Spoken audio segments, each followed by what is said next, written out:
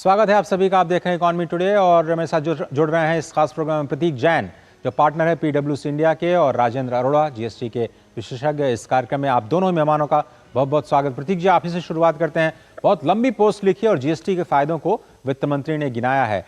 क्या अब हम जो बड़ी बात उन्होंने कही कि अब हम जीएसटी का फायदा कारोबारियों को भी हो रहा है, उपभोक्ताओं को भी हो रहा है, साथ ही साथ राज्य सरकारों को भी। तो बहुत सारे आरोप लग रहे थे केंद्र पर, राज्यों की तरफ से, अब शायद उस पर लगाम लग सकती है। जी हाँ, देखिए जीएसटी जब आप देखते हैं तो उपभोक्ताओं को देखते हैं, राज्य सरकार को देखते हैं और इंडस्ट्री को देखते हैं। तो जब कंज्यूमर्स हैं उनके लिए तो जीएसटी रेट्स काफी कम हुए हैं पहले से। जैसे एफएम ने बोला, वो बिल्कुल सही बोला कि इफेक्टिव टैक्स रेट जो पहले 27-28% होती थी बहुत सारे प्रोडक्ट्स पे, वो 18% हो गई। तो वो एक बड़ी बात है। बाकी जीएसटी काफी ट्रांसपेरेंट सिस्टम है, आपको इनवॉइस पे नजर आता है कितना जीएसटी आपने चार्ज किया है, तो वो कंज्यूमर के लिए एक बहुत बड़ा रिलीफ है, राइट। ऐसे पहले पता ही नहीं होता था कि कितना जीएसटी चार्ज हुआ है। इंडस्ट्री के लिए जिसको बोलते हैं वन नेशन वन टैक्स, वो आया कि भाई पूरे सारे स्टेट्स में एक ही रेट है, एक ही लॉ है। तो काफी अच्छा हुआ उसकी वजह से। और जैसा कि एफएम ने भी बताया कि टैक्स बॉयंसी आई है, टैक्स कलेक्शन बढ़ा है। तो बहुत सारी अच्छी चीजें हुई हैं। ऑफ कोर्स अगर आप जीएसटी का एनालिसिस करें तो आप ये बोल सकते हैं कि पिछले 7 साल में बहुत सारी चीजें और हो सकती थी जो शायद नहीं हुई जीएसटी में। अब उम्मीद यही है कि जो नया सरकार आएगा, नई सरकार आएगी, वो अगले 100 दिन में या अगले कुछ महीनों में जीएसटी रिफॉर्म्स को एक दूसरे चरण पे ले जाएगी, जिसमें कि रेट रैशनलाइजेशन की बात है, आपको जीएसटी लॉ को सिंप्लीफाई करने की बात है, टैक्स एडमिनिस्ट्रेशन पे फोकस करने की बात है। बिकॉज लिटिगेशन बहुत हो रहा है, डिस्प्यूट्स बहुत हो रहे हैं, उस पर हम अभी कंट्रोल नहीं कर पाए हैं। मे बी ऐसा कुछ एमनेस्टी स्कीम लेके आए, जिससे पुराने जो तमाम तरह के विवाद चल रहे हैं, जैसे पहले भी आया था विवाद से विश्वास और उस तरह की स्कीम्स आई थी, ऐसा कुछ करें। तो बहुत सारी चीजें करने की जरूरत है, लेकिन जीएसटी ओवरऑल मेरे ख्याल से तो काफी बड़ा सक्सेस रहा है।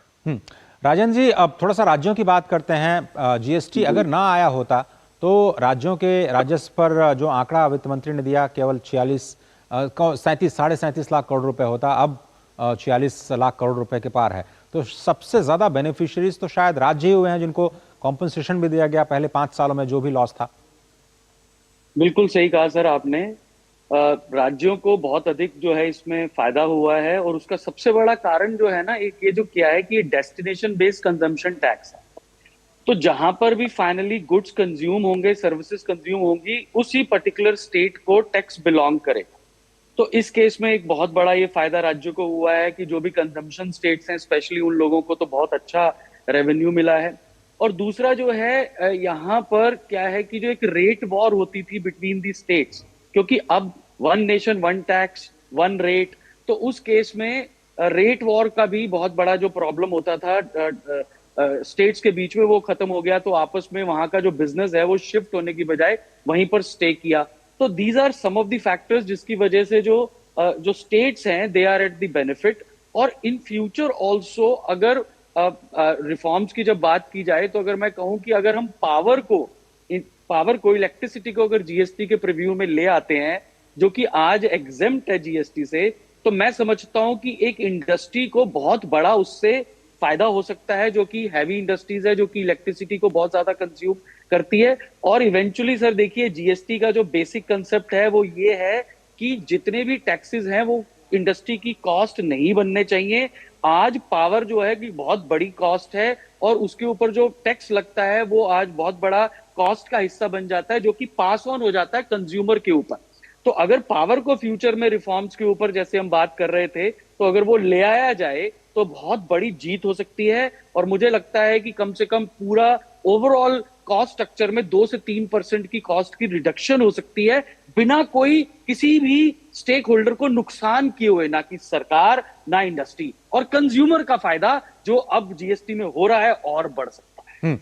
प्रतीक जी, जिस तरह से हम देख रहे हैं कि सरकार लगातार production in India, make in India पर फोकस कर रही है, जीएसटी कितना बड़ा फैक्टर है इस चीज को, देश को कॉम्पिटिटिव बनाने के लिए? जब आप वैश्विक स्तर पर देखते हैं जब compete करना पड़ता है हमारी कंपनियों को, तो हम इसे और ज़्यादा कॉम्पिटिटिव कैसे बना सकते हैं?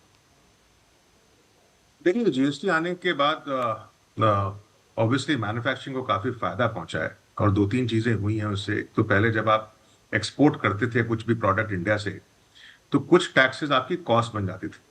अब वो जैसे बोलते हैं कि exports, you should not export taxes. तो जितने जो आपके इनपुट टैक्सेस हैं उसका आपको रिफंड मिलता है, जो पहले बहुत केसेस में कॉस्ट बन जाता था, जैसे सेंट्रल सेल्स टैक्स और इस तरह की चीजें होती थी, उसका आपको क्रेडिट नहीं मिलता था या रिफंड नहीं मिलता था। दूसरा, जैसे कि बताया कि हर एक स्टेट में एक ही लॉ है। तो पहले क्या होता था कि अगर कहीं भी मेरे को इन्वेस्टमेंट करना है, पहले मेरे को सोचना पड़ता था किस स्टेट में करूं, कहां से मेरे को ज्यादा बेनिफिट मिल रहा है, कौन सी सरकार मेरे को टैक्स का कंसेशन दे रही है। वो अभी भी एक फैक्टर है, लेकिन काफी कम हो गया है उस तरह का फैक्टर। तो उस वजह से मेरी डिसीजन मेकिंग आसान हो गई है, मेरी प्राइसिंग आसान हो गई है, मूवमेंट ऑफ गुड्स जिसको बोलते हैं एक जगह से दूसरे जगह जाना, वो आसान हो गया है। जो पहले 7-8 दिन जहां लगते थे वो 2 दिन में या 3 दिन में माल पहुंच जाता है। तो उससे काफी फायदा हुआ है। कुछ चीजें करने की और जरूरत है, जीएसटी लॉ को सिंप्लीफाई करने की जरूरत है। अभी बहुत सारी की चीज है जिसका आप जीएसटी का आपको रिफंड या क्रेडिट नहीं मिलता है।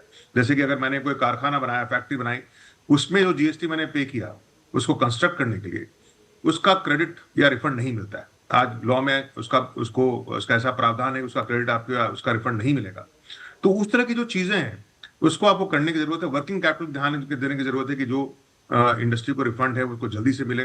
तो वो कुछ चीजें हैं जो करनी है, लेकिन काफी काम किया गया है इसमें, और मुझे लगता है कि मैन्युफैक्चरिंग, जीएसटी आने के बाद मैन्युफैक्चरिंग को बढ़ावा ही मिला है। राजन जी, अब आपसे मैं डिस्कशन करना चाहता हूं एमएसएमई सेक्टर पर जो जीएसटी का प्रभाव पड़ा है वो किस तरह से आप देखते हैं। और बहुत सारे लोग आर्ग्यू कर रहे हैं कि एमएसएमईज के लिए जीएसटी के कंप्लायंस को और ज़्यादा सिंप्लीफाई किया जाना चाहिए।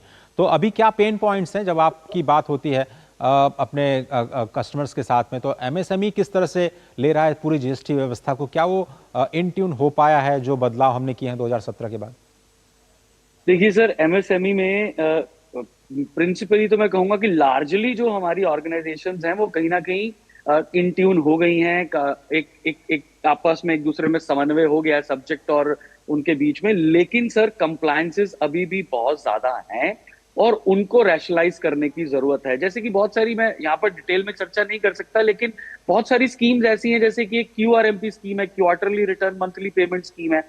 अब वो स्कीम एमएसएमई के लिए लाई गई है, लेकिन बहुत ज्यादा वो बेनिफिशियल नहीं है उनके लिए। अब जैसे कि चर्चा हो रही थी कि भी कुछ एमएनएसटी स्कीम्स लाई जाएं। देखिए सर, पहले 3 साल में कानून में सरकार भी बहुत ज्यादा अडेप्टिव थी, समझ रही थी, सोच रही थी, सीख रही थी, यहां तक कहूंगा मैं।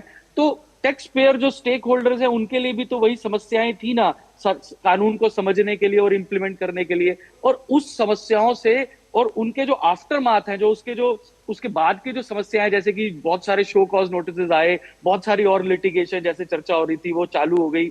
उसके लिए मैं पुरजोर एक जो है उसका एक सपोर्ट करूंगा कि एक एमएनएसटी स्कीम 3-4 इश्यूज को लेकर आनी चाहिए। और एमएसएमई के लिए सर, रिटर्न्स को रिवाइज करने की फैसिलिटी सरकार को देनी चाहिए। और हम सुन रहे हैं कि अब जो सरकार नहीं आएगी उसके बाद जो जीएसटी काउंसिल मीटिंग होगी उसमें बहुत सारी जो है रैशनलाइजेशन, सिंप्लीफिकेशन और इजी करने का सिस्टम को किया जाएगा। तो एमएसएमई के लिए ओवरऑल तो देखिए मैं कहूंगा कि बहुत अच्छा कानून है और एक बहुत बड़ा बूस्ट मिल रहा है। और हम तो देखो यहां तक बोलते हैं सर कि हमारे जो प्रधानमंत्री जी हैं उनकी जो $5 ट्रिलियन की इकोनॉमी बनाने का सपना है, मैं तो जीएसटी का व्यक्ति होने के कारण यहां तक कहता हूं कि केवल जीएसटी अगर हम प्रॉपरली और इसको सिंप्लीफाई कर दें तो हमारी 5 ट्रिलियन इकोनॉमी सिर्फ जीएसटी से ही हो जाएगी, कोई समस्या नहीं है। जी, प्रतीक जी, ये जो लिटिगेशंस की बात आपने भी की, राजन जी भी कर रहे हैं, ये लिटिगेशंस हो क्यों रहे हैं? जो नोटिसेस आ रहे हैं वो क्या कारोबार जगत की जो प्रॉब्लम्स हैं, जैसे 360 डिग्री प्रोफाइलिंग अब शुरू कर दी जीएसटी नेटवर्क ने, बहुत सारे लोग फर्जी कंपनियां बना रहे हैं इनपुट टैक्स क्रेडिट लेने के लिए, क्या वो प्रॉब्लम्स भी ज़्यादा बड़ी हैं जिसके लिए सरकार अब थोड़ी सी सजग हो गई है और ये लिटिगेशंस बढ़ रही हैं? पीछे की वजह क्या है सर? कॉम्प्लेक्स होना लॉ का, या फिर जो लोग लॉ का फायदा उठा रहे हैं उनके खिलाफ सरकार एक्शन लेती हुई नजर आ रही है? देखिए, दोनों ही रीजन है।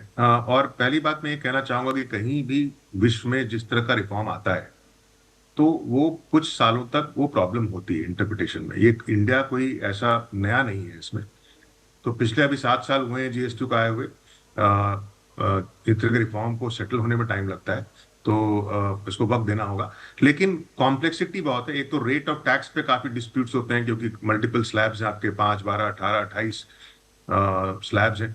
दूसरा कि डिफरेंट स्टेट्स की अंडरस्टैंडिंग जीएसटी को लेकर डिफरेंट है। पहले जीएसटी आने के पहले स्टेट गवर्नमेंट जो है वो सर्विसेज को एडमिनिस्ट्रेट नहीं करती थी, वो सेंट्रल गवर्नमेंट करती थी। तो उनके लिए उसको समझना, उसको इम्प्लीमेंट करना एक चैलेंज था। 360 degree profiling of course is a reason, क्योंकि इनकम टैक्स का डेटा अब आप जीएसटी से रिकंसाइल कर रहे हैं, आप ई इनवॉइसिंग का डेटा अपने रिटर्न से रिकंसाइल कर रहे हैं। तो उसमें क्या होता है कि बहुत बारी आप डेटा को अच्छे से समझ नहीं पाते हैं, बहुत फ्रिवलस ग्राउंड्स पे नोटिस आ जाते हैं। तो वो भी एक रीजन है। कॉम्प्लेक्सिटी ऑफ लॉ, बहुत सारी चीजों पे क्रेडिट को डिनाई किया जाता है, तो उसमें काफी डिस्प्यूट होता है कि भाई एम्प्लॉय रिलेटेड एक्सपेंसेस पे क्रेडिट नहीं है, तो एम्प्लॉय रिलेटेड एक्सपेंस क्या होगा, या बिजनेस रिलेटेड एक्सपेंस पे क्रेडिट है, तो मैं अगर सीएसआर एक्सपेंडिचर पे कुछ खर्च कर रहा हूं तो वो बिजनेस रिलेटेड है कि नहीं। तो इस तरह की चीजें हैं। जीएसटी काउंसिल ने जैसे बताया कि शुरू में काफी तेजी से क्लैरिफिकेशन सर्कुलर ला रही थी, तो पिछले 1-2 साल से थोड़ा शायद स्लो हो गया है प्रोसेस, बट उम्मीद ये की जा रही है। और जीएसटी ट्राइब्यूनल भी सेटअप नहीं हुआ है अभी तक। उसके वजह से भी काफी लिटिगेशन जो है जो हाईकोर्ट पहुंच जाता है, बिकॉज कोई ऑर्डर कमिश्नर के ने हमारा अगेंस्ट किया तो हमारे पास ट्राइब्यूनल जाने का की सुविधा नहीं है। तो वो भी अब सेटल होने वाला है पिछले अगले 6 महीने में। तो इस तरह की चीजें हैं। तो let's wait and watch what happens now in next 6 months. जी, बिल्कुल सही कहा आपने। वेट एंड वॉच करना पड़ेगा, क्योंकि रिफॉर्म्स तो बहुत हुए हैं और टीदिंग प्रॉब्लम्स ज़रूर आई हैं। अंत में राजन जी, जाते हुए आपसे ये समझना चाहेंगे कि उपभोक्ताओं के लिए और ज़्यादा कैसे इसको फ्रेंडली बनाया जा सकता है, कारोबार के लिए कैसे और ज़्यादा फ्रेंडली बनाया जा सकता है, और आज से अगर हम 5 साल 10 साल बाद की बात करें तो क्या आपको लगता है कि जीएसटी मेजर कंट्रीब्यूटर होगा देश को एक डेवलप्ड नेशन बनाने की दिशा में जाने के लिए? पर 5-10 साल तो बहुत बड़ा समय हो गया। आज भी अगर मेरा 45 लाख करोड़ रुपए का टोटल एक्सपेंडिचर है कंट्री का, एस्टिमेटेड 24-25 का, तो पिछले महीने 2,10,000 करोड़ रुपए यहाँ इकट्ठा किया गया जीएसटी में। तो आप समझ लीजिए लगभग 18 से 24 लाख करोड़ रुपया जो है साल में केवल जीएसटी से इकट्ठा किया जा सकता है, किया जा रहा है। और 45 लाख करोड़ मैंने खर्चना है टोटल कंट्री में पूरे साल में, तो लगभग ऑलमोस्ट 50% से ज्यादा जो है मेरा कंट्रीब्यूशन जीएसटी से ऑलरेडी आ गया पहली बार। और आने वाले दिनों में मैंने तो आपसे बिल्कुल बहुत ही कन्विक्शन के साथ और जिम्मेदारी के साथ ये बोल दिया है कि अगर 5 ट्रिलियन इकोनॉमी बनानी है तो जीएसटी को रैशनलाइज कर दीजिए, जीएसटी को सिंप्लीफाई कर दीजिए, जीएसटी को कंज्यूमर के लिए देखिए। जैसे मैंने पावर का नाम लिया, पावर एक बहुत बड़ा कंट्रीब्यूटरी है आज भी कंज्यूमर की कॉस्ट बढ़ाने के लिए, उसकी जेब में एक होल करने के लिए। तो ऐसे बहुत सारे फैक्टर्स और भी है, जैसे कि हमारे और प्रतीक जी बात कर रहे थे कि ब्लॉक्ड क्रेडिट्स हैं। अब ब्लॉक क्रेडिट सर ऐसे हैं जो कि सीधा का सीधा कॉस्ट पर ऐड हो जाते हैं और वो सीधा कंज्यूमर की जेब पर भारी पड़ जाते हैं। तो ऐसे क्रेडिट्स को, और देखिए जीएसटी लाने का तो सबसे बड़ा उद्देश्य ये था कि भाई कोई भी क्रेडिट कॉस्ट नहीं बनना चाहिए और कोई भी सप्लाई टैक्स से छूटनी नहीं चाहिए। तो हम ये कहते हैं, हाँ, मेरे पास वक्त इतना ही है, लेकिन मैं दूसरे प्रोग्राम्स में जो निटी-ग्रिटीज हैं राजन जी, मैं आपके पास आऊंगा, जरूर करूंगा। मुझे माफ कीजिएगा, वक्त मेरे पास इतना ही है। और आपने बिल्कुल सही कहा, दोनों ही